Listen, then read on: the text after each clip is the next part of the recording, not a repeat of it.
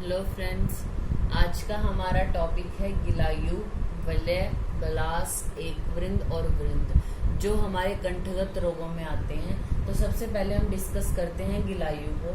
गिलायु के बारे में आचार्य सुश्रुत क्या बोलते हैं? ये कंठगत रोग है। दूसरा, इसमें हमें क्या याद रखना होता है, दोष क्या है। तो उन्होंने कफ और रक्त इसमें दोष बताया है। अगर आपको इसका दोष याद है तो आप इसके लक्षण आसानी से लिख सकते हो। और कुछ चीजें आपको हैं जो दिमाग में रखनी पड़ेंगी। जैसे गिलायु के लिए आपको ये 3 बातें याद रखनी है, तो आपको इसकी पूरी जो लक्षण है वो याद रहेंगे। आम्लक अस्थि मात्र, यानी आंवला जो होता है, आंवले की जो गुठली होती है उस जैसा। संलक्षते सप्तमेव अशनम, यानी संलक्षण ऐसा लगता है।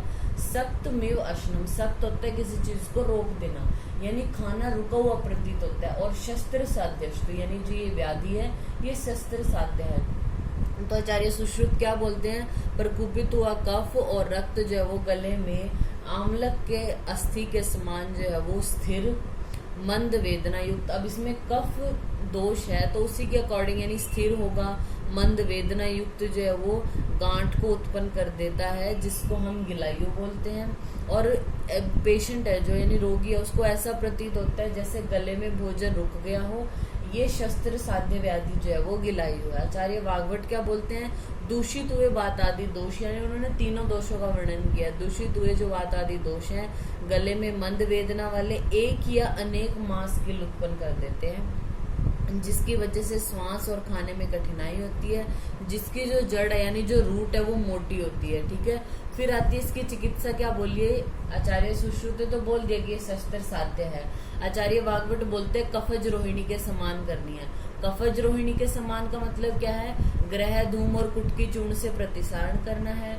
श्वेता, विडंग, दंती, सैंधव, लवण, इनसे सिद्ध तेल का नस्य और कवल करना है। उसके बाद हम पढ़ते हैं वलय के बारे में। ठीक है। वलय क्या है?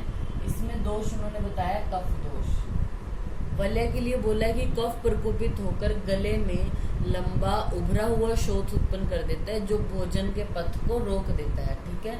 इसमें भी इसी तरह के सिम्टम है, यानी एक शोथ हो रहा है, एक स्वेलिंग है, जो गले की क्रिया है, यानी गले में हमारा भोजन जाने का मेन पार्ट है, यानी भोजन के पथ को रोक देगा। इसमें भी इसी तरह का था, लेकिन इसके लिए स्पेसिफिकेशन थी कि आम्लक अस्थि के जैसा है और ऐसा लगता है कि रोक देता है और शस्त्र साध्य थी। ये एक साथ पढ़ने का हमारा क्या वो है, या क्या कैसे क्यों हमने इसको एक वीडियो में रखा है, हम इसको कैसे समझ सकते हैं? Tumour in the throat. अगर थ्रोट में ट्यूमर हो जाए तो क्या लक्षण होंगे? जैसे कुछ स्पेसिफिक उसका साइज होगा।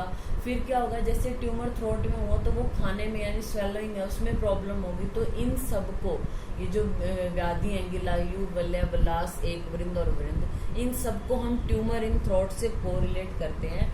तो आपको इनमें सिर्फ दोष याद रखना है। जैसे वलय में आपने कफ याद रखा, तो कफ क्या करेगा? गले में लंबा उभरा हुआ शोथ उत्पन्न करेगा, जो भोजन के पथ को रोक देता है। आचार्य वाग्भट क्या बोलते हैं? गले में पीड़ा रहित लंबा और उन्नत शोथ हो जाता है। ये भी असाध्य व्याधि है, ट्यूमर इन थ्रोट से कोरिलेट करते हैं। फिर आती है बलास की बात। बलास के लिए क्या बोला है? कफ और वात ऐड किया है, यानी कफ और जो वात है वो प्रकोपित होकर गले में श्वास और वेदना युक्त शोथ को उत्पन्न कर देते हैं। निपुण जो चिकित्सक हैं वो इस मर्मघाती और दुष्ट चिकित्सा रोग को बलास कहते हैं। इसको भी हम ट्यूमर इन थ्रोट से कोरिलेट करते हैं। फिर आता है एक वृंद। एक वृंद में दोष क्या है? कफ और रक्त, यानी जो ये कफ और रक्त है प्रकोपित होकर गले में गोल, उन्नत, दहा युक्त, कंडू युक्त, पाक रहित, मृदु और भारी शोथ उत्पन्न कर देते हैं। इसकी चिकित्सा क्या है? रक्त विश्रावण करके शोधन करना है। इसको भी हम ट्यूमर इन थ्रोट से कोरिलेट करते हैं। फिर आता है वृंद। वृंद के लिए क्या बोला है? पित्त और रक्त। पित्त और जो रक्त होता है उससे प्रकोप, इन दोनों के प्रकोप की वजह से उन्नत, गोल, दाहा युक्त और तीव्र ज्वर युक्त। तो पित्त है इसमें और रक्त दोनों है, तो ऑब्वियस सी बात है वो पित्त वाले लक्षणों को उत्पन्न करेंगे। अब ये ट्यूमर है एक तरीके से जो हम समझ सकते हैं मॉडर्न के अकॉर्डिंग।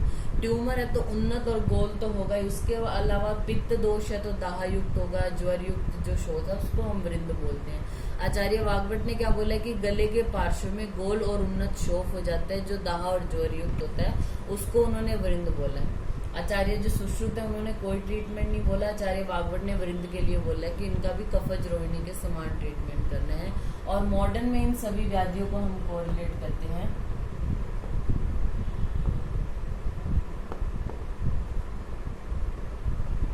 ट्यूमर इन थ्रोट्स।